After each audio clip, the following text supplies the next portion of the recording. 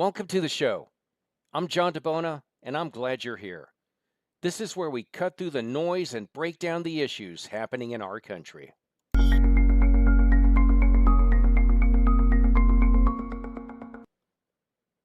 Before we dive in, head over to your favorite social media platform and search for turnleftpac.org and see how you can help stop Project 2025 from becoming a reality.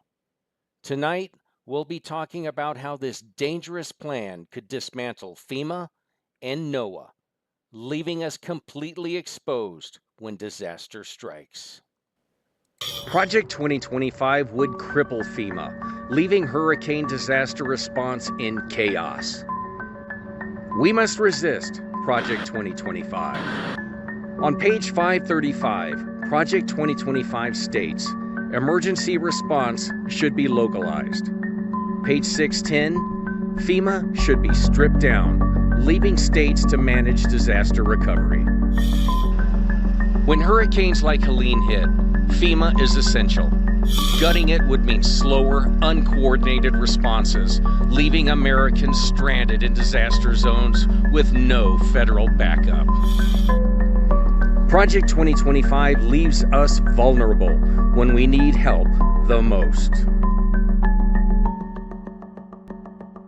Joining me today is Samantha Bucher. She's a technologist, federal campaign manager, intelligence analyst, currently serving as Deputy Director for Turn Left. Welcome to the show. Hi, John. Thanks for having me. Absolutely. Well, most importantly for today's topic, I understand that you've also served as an emergency manager, managing disaster response planning in the southeastern United States and deploying around the world to disaster zones. Tell us a little bit more about that. Sure. Yeah. So, I started out doing some work with Civil Air Patrol, which is more focused on search and rescue and the like. But where I really hit my stride on that was with Team Rubicon. They're a veterans-based disaster response organization. They got their start back in the earthquake in Haiti. Too many disasters; they blend together a bit.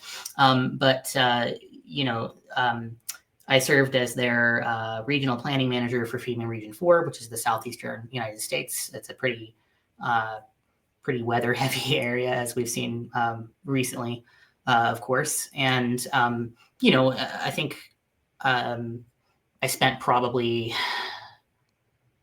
4 or 5 years pretty dedicated to that. And Team Rubicon is a civilian disaster response organization, or an NGO, right?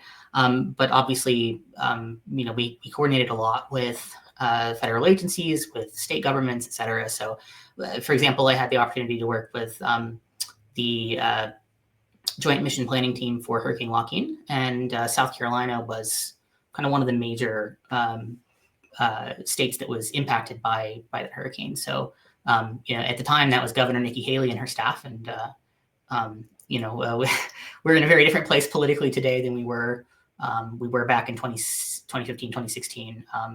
I think that there's a lot to talk about when it comes to not only the current events, the issues around Hurricane Helene and Appalachia, which is where I'm from, by the way, is Southern Appalachia. So that's a very, literally close to home for me.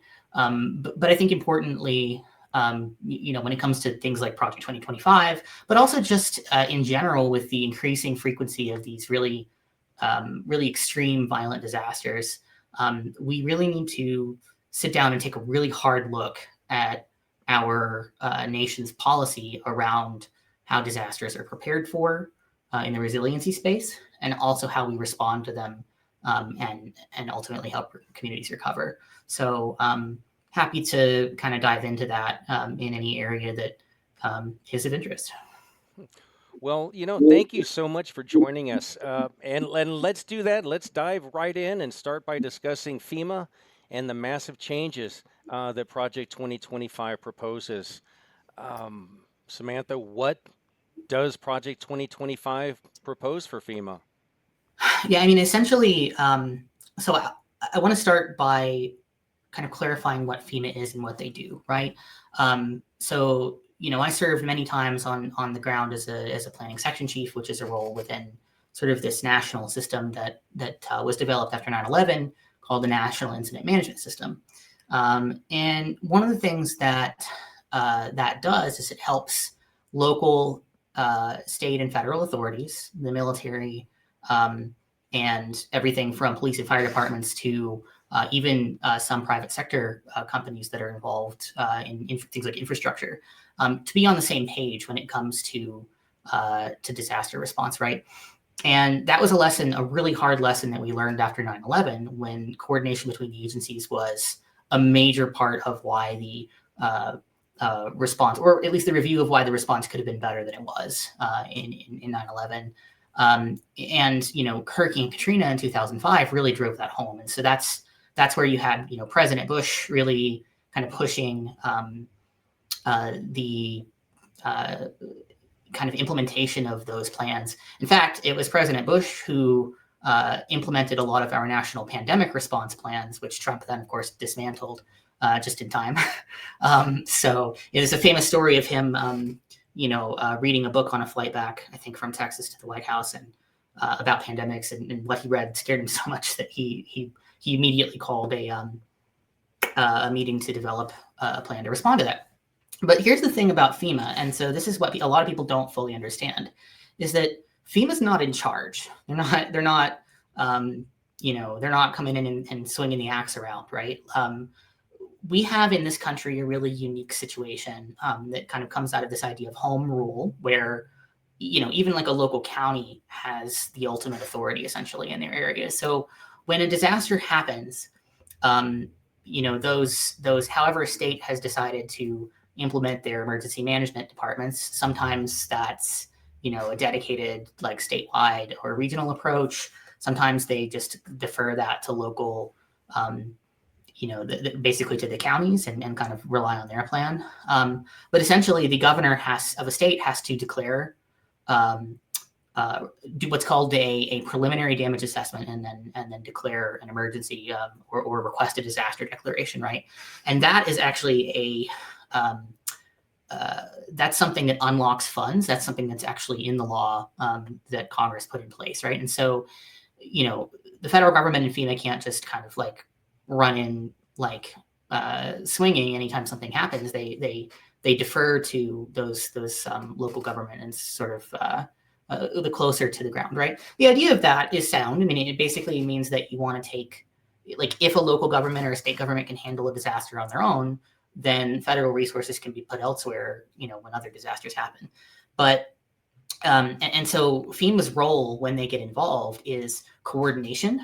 So they run, emergency operations centers. They have what's called incident management teams, where they can deploy those into an area. They coordinate with all the different agencies, from your National Guard and state agencies to police to, you name it. Like, their job is to kind of be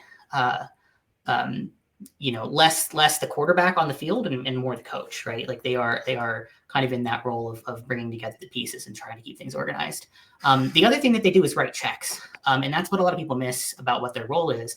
There is an individual assistance fund, and that's where homeowners or residents that were affected by the disaster can go into a FEMA location, or sometimes they offer this online as well, and literally apply for individual assistance, and they can show some proof as to how they were affected, and then that fund literally pays that individual for some amount of funds to help them get back on their feet, whether that's things like providing housing, temporary housing, hotels, food, helping them actually with their rebuild or restore their home if the damage was light enough, et cetera. And then there's public assistance, and that's probably the one that is honestly the most impactful from FEMA. So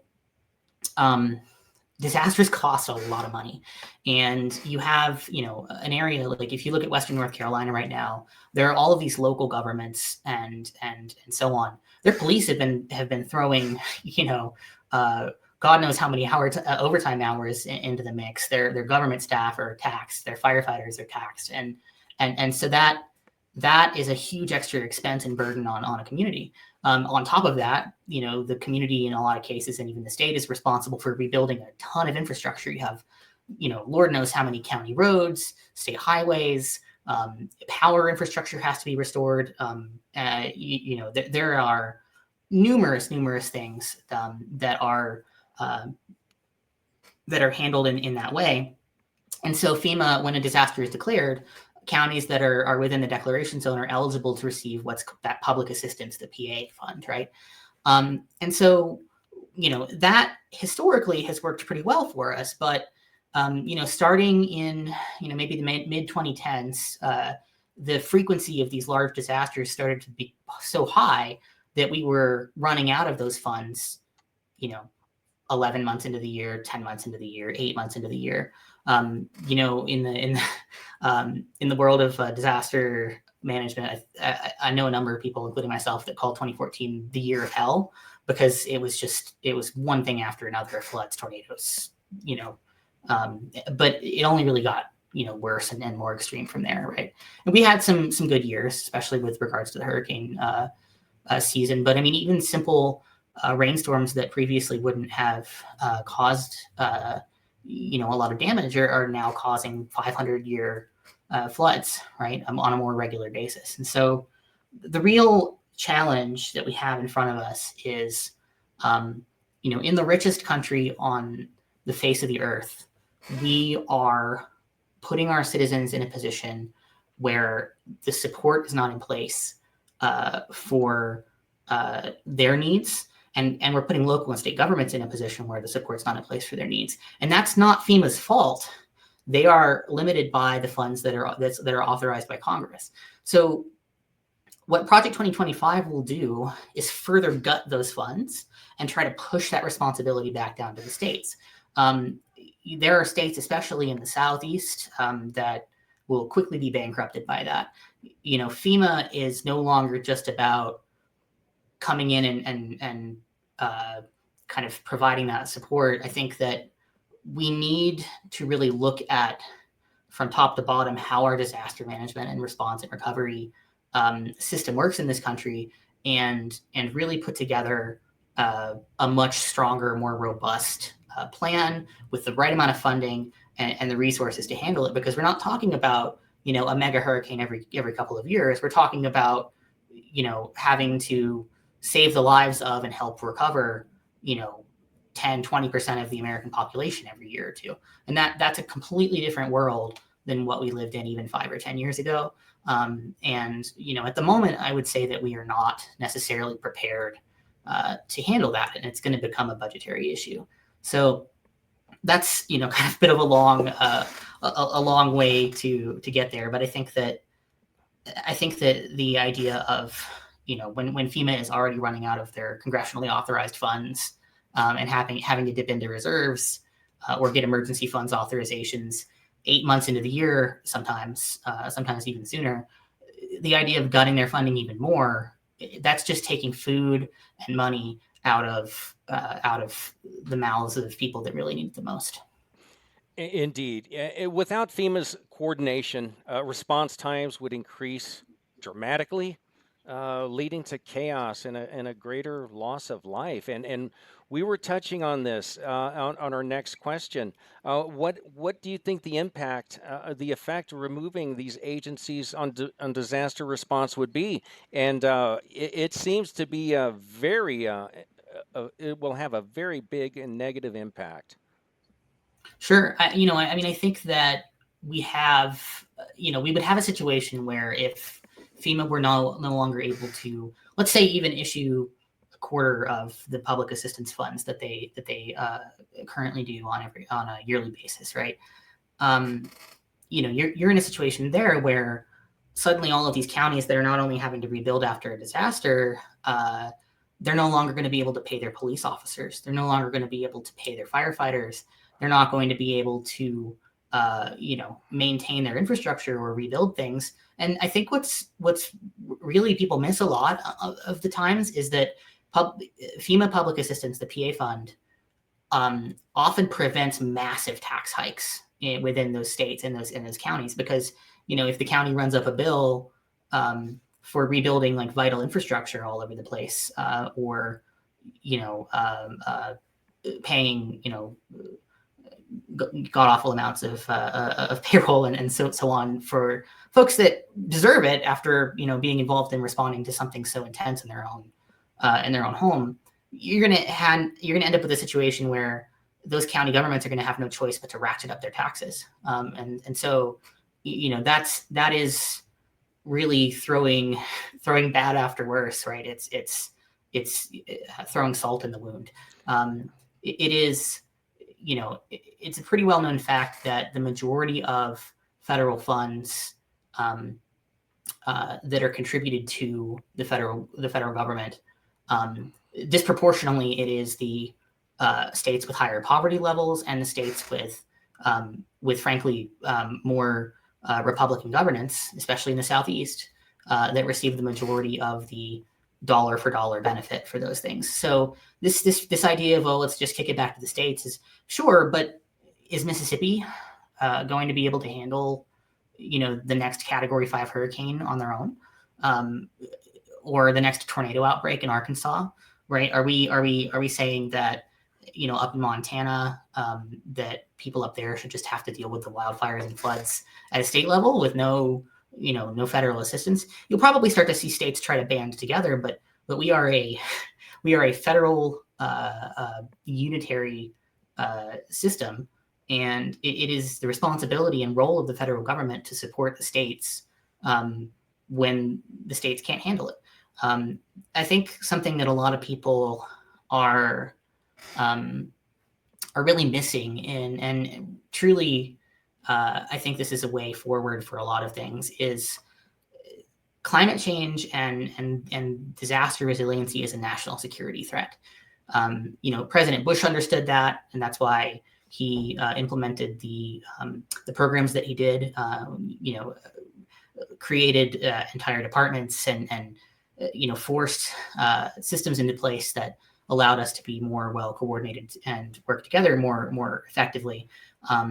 But the U.S. military understands that. They are probably doing the most out of any federal government agency or department. I think is the Department of Defense in terms of preparing for the impacts of climate change. And even states like Florida and their governments know this as well. If you look down at some places in the Keys, whatever DeSantis may go out and say on TV, he knows absolutely good and well that they've had to abandon roads and bridges and entire homes and small islands down there because they can't afford to keep rebuilding that infrastructure. Or in some cases, the water rising has flooded those out so often that it's no longer tenable to maintain them. Miami is facing just clear skies flooding when the tide happens to be a little high. So Florida's aware. Ron DeSantis and their government is aware, and I think that the problem is that they are so married to this outdated notion that they have to please, climate deniers and people that are wanting to drag their feet for one reason or another, whether that's to line their own pockets or, to gain something politically. And they know that their citizens are going to suffer as a result of that. So, you have people like Matt Gaetz go and vote against a FEMA budget increase, and then turn around and be a party to a disaster declaration and need that support. So I think when the rubber meets the road, all of these people know better. They know that these agencies are vitally important, and they know that they need the support from them. It just happens to be a really shiny political talking point for them. The problem is that a lot of the Republicans and a lot of the folks in that mindset are completely serious about it. They aren't, living on a Gulf Coast state where they're constantly getting hurricanes. They're exposed to that. They're not, sitting in downtown Asheville right now. So I think that there's a risk that, they're playing hot potato with a bomb, and it's going to blow up in their hands if they're not careful. Indeed. And if you think that dismantling FEMA is bad, wait until you hear how they plan to strip away our ability to see disasters coming. Stick around, and you won't want to miss what's coming next. When I ran for Congress, we flipped more Trump voters blue than any other congressional race in the country. We did this by calling out the GOP's lies and speaking truth against their million-dollar attack ads. I've now partnered with Turn Left, and we're taking the fight to the extremists like Marge the Trainwreck Green, Ted Cruz, and Josh Hawley, to name a few. And I'm asking each and every one of you all to donate $25 today to the group that is absolutely helping to send these jackaloons packing. It's time to speak truth to power and turn left.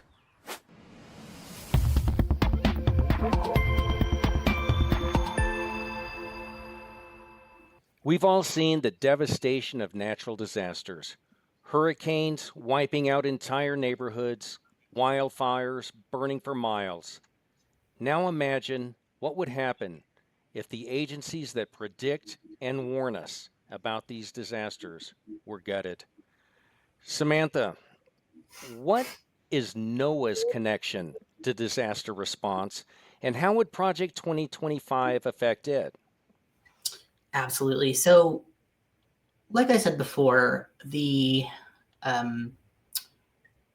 folks that are dragging their feet in trying to appease these climate deniers see NOAA as I believe someone, I can't recall who, but someone of note on the Republican side was recently quoted as saying that that NOAA is one of the chief perpetrators of the climate hoax. I say in quotes, of course.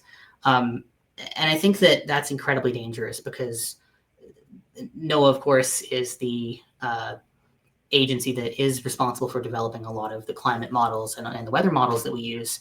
The National Weather Service in particular, as a part of that, is a absolutely critical, universally used and widely respected government service. It's probably one of the most important and universally supported government programs in the entire country. I highly doubt you could find any random person on the street that would tell you that they didn't believe in supporting the National Weather Service, right?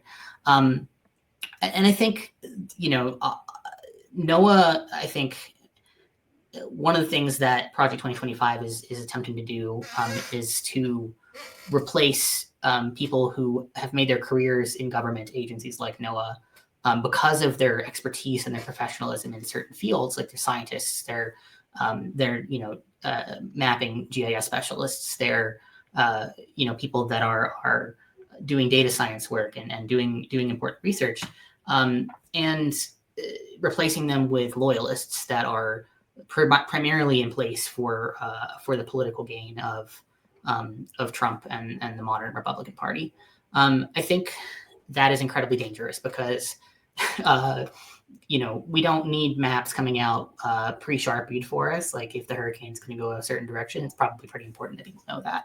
The other thing is that the main people that want to privatize the National Weather Service, which is what's being advocated for by Project 2025, are the corporations that stand to gain from putting a paywall in front of that information, right? Anyone right now, whether you're a software developer who wants to make a weather app or you are a citizen who wants to see the local radar, can go to the National Weather Service and see all of the products they produce. You can turn on your radio and tune to one of the weather stations near you to hear a roundup of weather in the entire area.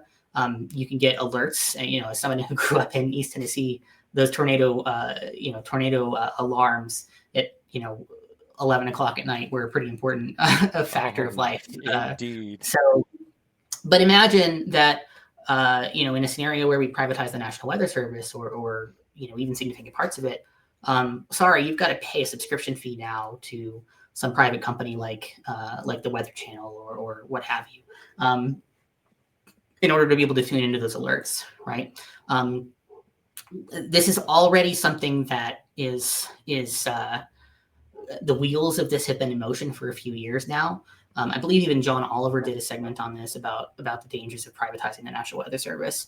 But there are these corporations who know that if they can lock down that information behind a paywall, there's a lot of money to be made, because companies, governments, et cetera, are going to fork out the money to be able to have that information. And it's the little guy that will suffer, right? It's you and me, it's the American citizens. And frankly, it is the local, county, and state governments that we were talking about before, that are already the most vulnerable to these disasters. So they won't have money from FEMA to help support their rebuilding, so they'll have to raise their taxes. They'll have to go and buy weather information that was previously provided to them by the federal government. These are the types of things that, if you know anything about local government, sometimes those line items for things like tornado siren replacements don't always make the top of the list, right? So these are going to be similar things. And so that I don't think it's hyperbolic to say that is going to kill people. Like, that is going to put an end to lives that could have otherwise been saved by an effective warning. Looking back into history, the Galveston hurricane, I don't recall the year, but was notoriously an incredibly devastating storm. Famously, people were out on the beach watching this happen.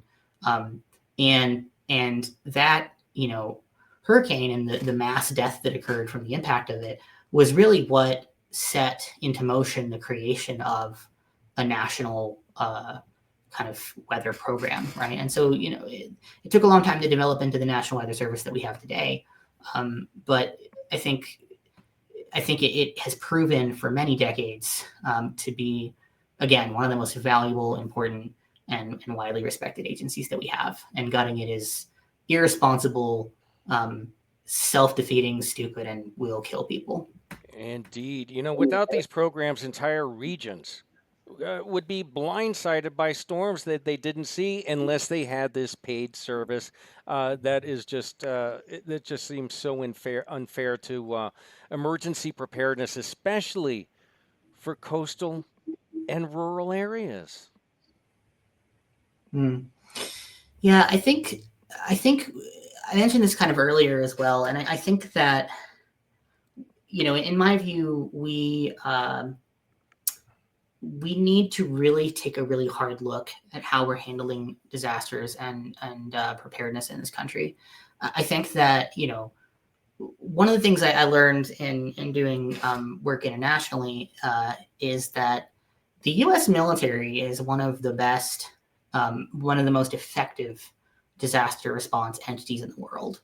I mean, we can put a supercarrier, and a Marine Expeditionary Unit with relief supplies pretty much anywhere in the world very, very quickly. You see videos coming out of North Carolina and East Tennessee of, U.S. Army and National Guard helicopters and Blackhawks and Chinooks flying in massive amounts of supplies, picking people off of roofs. These things are,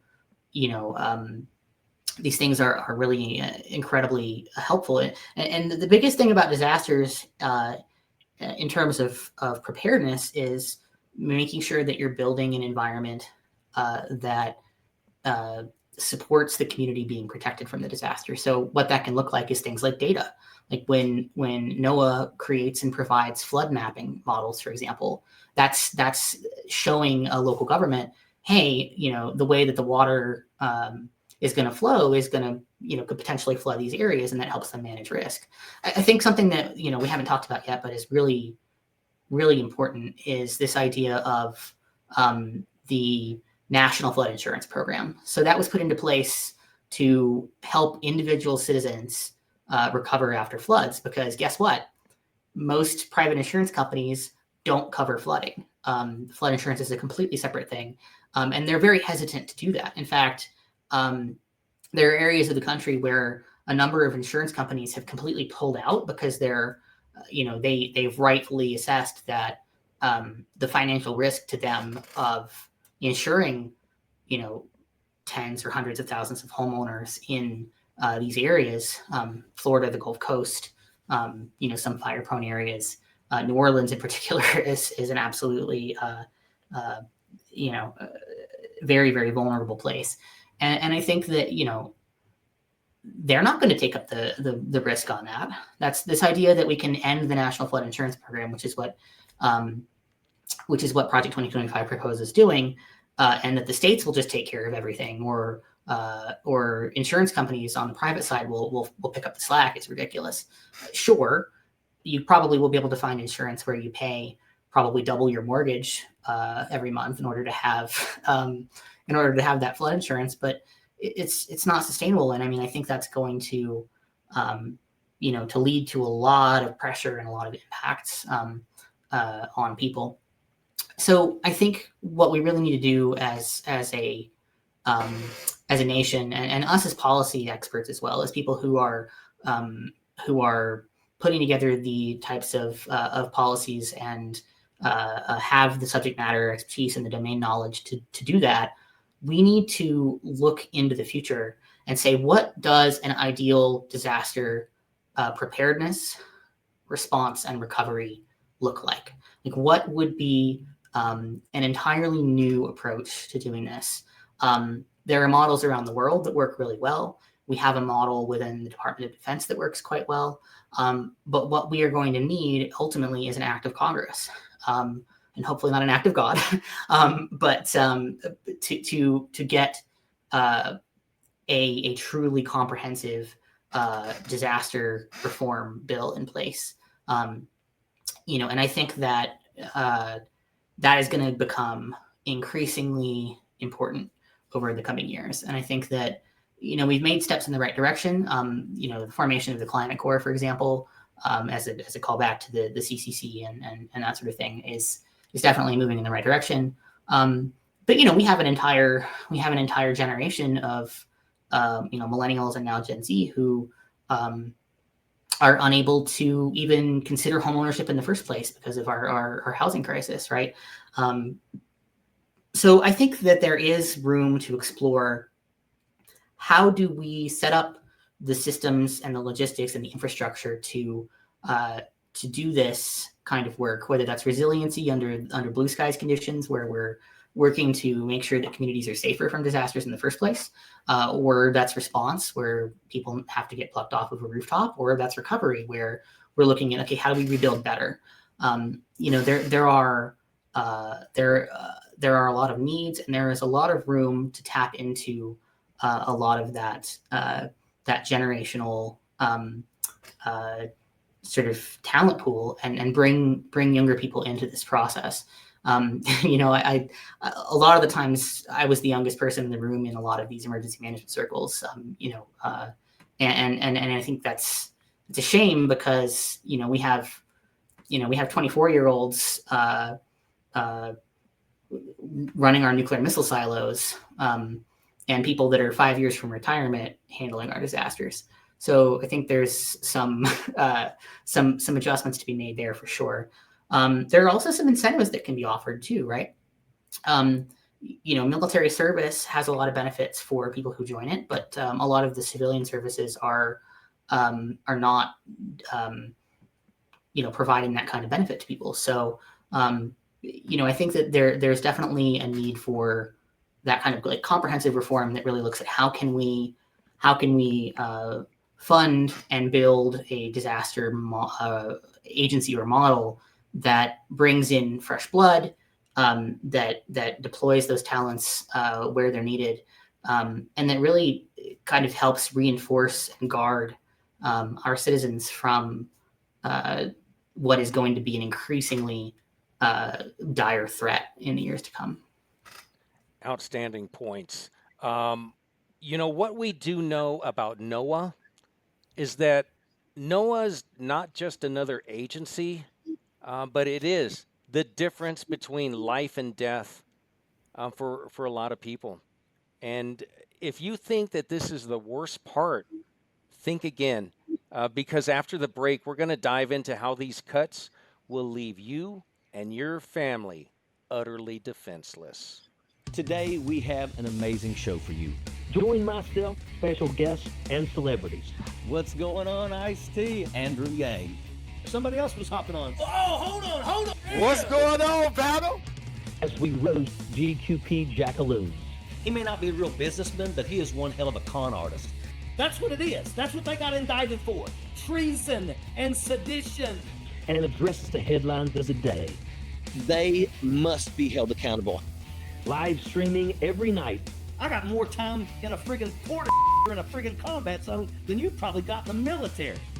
This is Ojeda Live. Imagine facing a hurricane, a wildfire, or a flood without the agencies that are supposed to warn and protect us. That's exactly what Project 2025 does. It strips FEMA and NOAA of the resources that they need to safeguard our communities. Samantha, let's talk about the real impact of dismantling FEMA and NOAA under Project 2025. So, I think that there are a lot of folks who understand because they've lived through disasters, or they've lived in areas where disasters have been kind of a part of everyday life, for their families and themselves. There are a number of Americans who understand that and who are close to it. But there are many who aren't and who don't, right? A hurricane to many has always been something that happens in a faraway place. It's terrible. You see some palm trees and some houses that are flooded, and there's boats, on a roadway somewhere, right? But historically, that's been that's a coastal problem, right? That's something that you deal with if you live in Florida or Alabama or coastal Texas, right? We've known this for a while with climate change, changing the weather patterns, but Hurricane Helene just proved that it doesn't matter if you are sitting on the coast of, Pensacola, Florida, or whether you're sitting in 2,000 feet above sea level in the mountains, that disaster can reach you and it can hurt you. And you've seen this kind of struggle to respond to Hurricane Helene. And I think one of the reasons is that, being in Appalachia, I can say that it's not really a coastal flat city where everything is sort of laid out in front of you and it's, relatively easy to get everywhere by air or even, after the waters have receded on the ground. You're talking about, an area where 3 square miles feels like 30. And so, we're seeing this need for this massive air support for flying. There are civilians with their aircraft flying in massive amounts of supplies to these small airports, and just taking it on themselves to do that distribution. The North Carolina and Tennessee National Guard and even the Florida National Guard now are running constant missions both for search and rescue still, and also doing logistics and supply runs. I mean, you have almost every highway running into Asheville in Western North Carolina is completely obliterated, and it's going to take, potentially a very long time to rebuild those things. They're having to reroute trains that would normally be carrying goods through that region, which it drives up the prices of goods for everybody all across the country.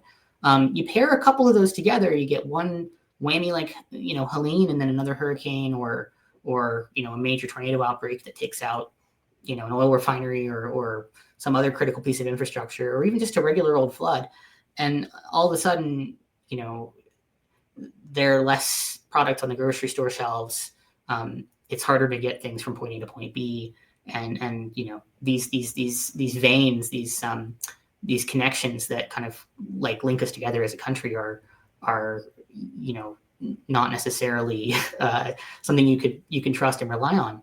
I think in terms of the effect on the individual person too, you're going to get it. It's going to happen. You're going to feel a disaster in your life. And anyone who's, in the millennial generation or in Gen X, you will absolutely be in a position, whether you're living in, rural Idaho or like Appalachia or coastal Georgia, right?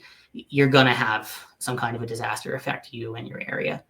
That's just a matter of when, not if at this point. And so, just like the military is a common defense of the nation, where we all, sure, the National Guard might exist and the states have control of that, but the federal, the U.S. military is a federal entity because we know that when we work together as a nation and combine the resources of our 50 states, that our people are safer and better off. And we really have got to take that approach with disasters because, again, this is one of the greatest national security threats of our time. The other thing to consider is that other nations around the world and our competitors are taking advantage of the situation, right? You have Russia exploring, where they can push the limits up in the Arctic. China has a really robust civil defense program, and so does Russia. We seem to think that civil defense was only about nuclear weapons and the Cold War, and so adopting the FEMA model made sense from the 90s until pretty recently. But in this new world, we really need to be looking at, again, what do we need to change? What are the types of policies that will support all Americans?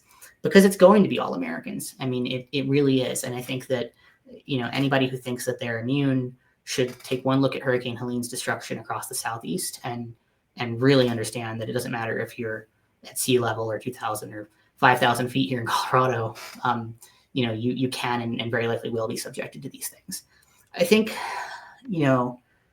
something I want to mention is that, I was talking with a friend of mine who also has been a long time disaster response and emergency worker. She's a really incredible person and has been doing this for probably a decade longer than I have.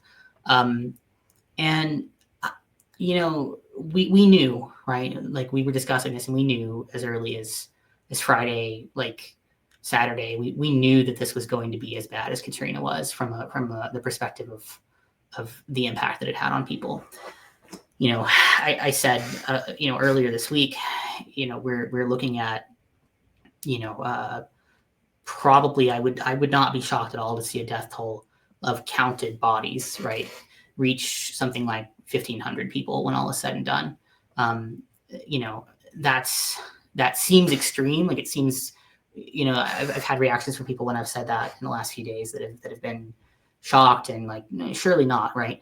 But like I said, Appalachia is a bit of a different animal, and it's going to take a lot of time to work through all of these areas, these smaller communities up in the hollers. That suburb over there is harder to get to than this one over here. And so I think that we're going to find that that death toll will mount. And that's just the bodies that we're going to be able to count, John. Like there are entire towns, a lot of the times people are saying hyperbolically, like, you have a hurricane hit Florida and there's a boat on a roof and everybody's like, well, the town is gone, right? Because it's, pretty catastrophic damage. But in this case, when people up in North Carolina or Tennessee are saying the town is gone, they mean that like literally. We've seen entire towns physically just completely washed away. Like there are no buildings standing. And that's happened in several places. We've had dam breaks that have contributed to that. It is I saw a video yesterday of an Army helicopter had to land in a farmer's field and go ask him where a town was because they couldn't locate it. And it turns out that the town was a river, right? It had just turned into just a debris field and it was just completely gone, right? So they couldn't find it because it wasn't there anymore. So, there are definitely, like, I think we're up to over 200 confirmed cat deaths now. I think beyond that 1,500 that I expect that we'll reach, I think there will be many, many more who are either unknown or unaccounted for a very long time. And so, the impact of this storm on this community is devastating. I also want to briefly point out, I think it's important to mention that this has become an incredibly political issue.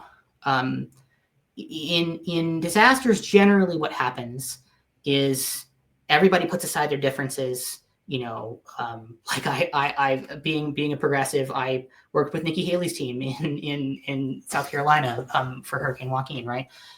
Communities come together, we put on hold those differences and we help each other. And that's a big part of what it means to be an American and to, support our our brothers and sisters. And I think what really bothers me about this storm, and I think it's a dangerous direction to go in, is we have taken that politicization, which always happens at some level, right?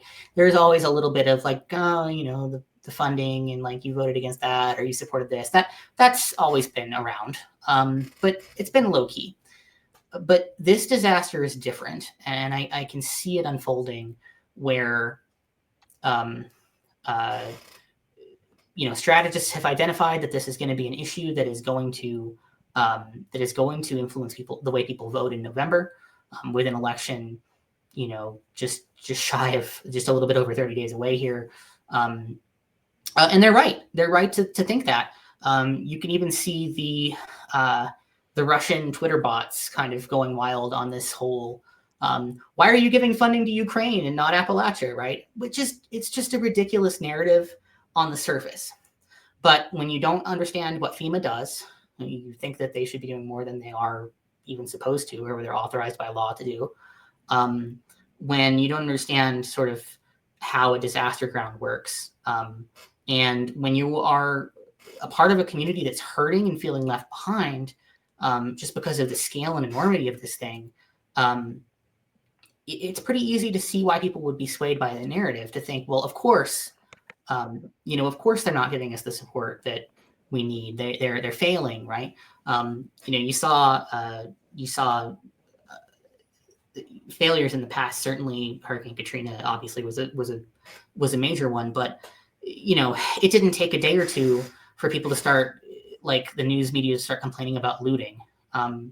It didn't take but maybe 4 days for former President Trump to be in Valdosta, Georgia, in the middle of the path, doing a photo op. And then you had people saying, well, where's Kamala Harris? Where's Biden? Why aren't they there? Well, as somebody who's worked on a disaster ground when you've had a VIP come through, I can tell you that it is a massive pain in the ass, right? It everything stops for a second, right? To deal with that visit, right? And so, I know that Vice President Harris did spend some time in Georgia as well recently, which I want to point out is also an area where the kind of air support and water rescues and things like that are still ongoing. We are in recovery mode in Georgia now for the most part, whereas in North Carolina and Tennessee, they're still in search and rescue mode, which is, if you know disasters, that is crazy a weekend, right? Like to still be trying to find survivors and evacuate them, or pulling people off of a roof, or out of an area that is cut off, is a weekend is just like, it's unheard of in this country. I mean, we haven't had that issue since maybe Hurricane Katrina, at best, right? So I think that this is going to get a lot worse than people realize. I think that hurricane season's not over. The models are showing us that we have some development in the Gulf that is going to put the Gulf Coast once again at risk and possibly exacerbate the situation, in areas that are already really hard hit here. So we can't let our guard down there. But I think we need to be strengthening. Like, the big takeaway here is we need to be strengthening our agencies that work on these things. We need to be ratcheting up the investment that we're making in protecting American lives and property, not pulling back. Like this idea that everyone should fend for themselves, and and the disaster should be the local governments and communities' problem to bear alone, is missing the point that all of us someday will be affected in this way. And when that time comes, we will need the help of our neighbors. We will need the help of the states around us, and of hopefully a well-funded, capable federal response. And I think without that, we are going to see a lot of really sad and desperate scenes in our future. Indeed. I couldn't agree with you more. Without NOAA and early warning systems for hurricanes, floods, and other natural disasters, this would leave entire regions blind to oncoming threats. And this is not just about trimming the budget. This is about stripping away the safety nets that protect Americans during their most vulnerable moments. Yeah, it's a bit like, it would be a bit like let's say it's 2002 and a political party wanted to pretend that Al Qaeda wasn't a threat. You would think that that wouldn't go very well for them. I think that the unfortunate thing is that we have, I think, we have not, and by we I mean the country as a whole, right? I think that our leaders, in particular in Congress, the slowness to act, the slowness to create these systems and to increase the funding and to build things up, is going to directly lead to more destruction and chaos in the future, regardless of whether Project 2025 is implemented, regardless of who wins the presidency in November and who takes the Senate and the House. This must be an area of policy that gets an overhaul sooner rather than later, because we are staring down the barrel of a gun, and right now our reaction is to stick our head in the sand, and that is killing more and more Americans with every passing year. Whether it's a pandemic, because we got the pandemic response plan that was put in place by our own party, or it's a hurricane, dropping more rain on the city of Atlanta in one day than they've ever had in their recorded history, or it's a wildfire, coming dangerously close to burning down a major city out in the, on the West Coast, or even here in kind of the Great Plains and in Colorado and, up into Montana and other places. It doesn't really matter where you are. You could be sitting in rural Maine or downtown LA. This is an issue that matters to you personally. This is an issue that means now the difference for life and death for others in many cases, but in the future, potentially the difference between life and death for you. So I think that, I would encourage people to choose wisely when you go to the ballot box, because so much more is at stake than just, political football issues. We're talking about, are we going to stand united as a country and come together to face these threats together as a collective, or are we going to all have to fend for ourselves? And some people want a world where fending for yourselves is the expected norm. But those of us with experience in this sort of disaster world, with experience seeing this stuff up close, know that no one person, no one local government, no one group of people is going to be able to face this alone. These challenges are too enormous to be handled in that way. And so, I really hope that that whoever is successful in the election in November really takes that into account and tackles this issue of climate preparedness and climate defense as one of our top national security priorities, because it really must be in the years to come, or we are going to pay in lives and in treasure, countless fold more than we would have if we prepared properly. The old adage of an ounce of preparedness is worth a pound of response absolutely is true here. There are ways that we can mitigate the risks. There are ways that we can help people individually prepare as well, and help them, lift up their communities in addition to that.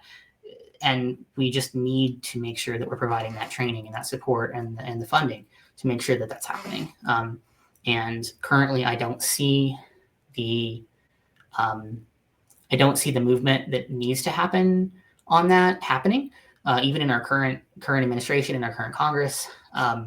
And we sure as hell can't drag things back into the muck by dismantling the systems that we do have that help Americans every single day. Well, yes, thank you, Samantha, for your expertise and your incredible assessment here. And thank you for joining us today. Absolutely. I'm very excited to be here. Happy that I was able to lend my odd background to the conversation here today. And hopefully I will be able to join you again to talk about this and the plenty of other issues that Project 2025 and our very near future holds for all of us. So thanks, John. Absolutely. We look forward to having you back real soon. As we said in the beginning, to defeat Project 2025, we must actively resist Project 2025. Here's what you can do right now. Go to turnleftpack.org. Sign up and get involved in local efforts to block this from becoming law. Mobilize in your community, attend town halls, and let your representatives know that we will not stand for the dismantling of FEMA or NOAA, agencies that protect us during the worst moments of our lives. Project 2025's plan to dismantle FEMA and NOAA isn't just reckless, it's a direct attack on our safety and security. Replacing professionals with political appointees will cripple our ability to respond to emergencies and lead to more chaos, more deaths, and more destruction. Share this video, tag someone who needs to hear the truth, like and subscribe, and stay tuned next for Ojeda Live.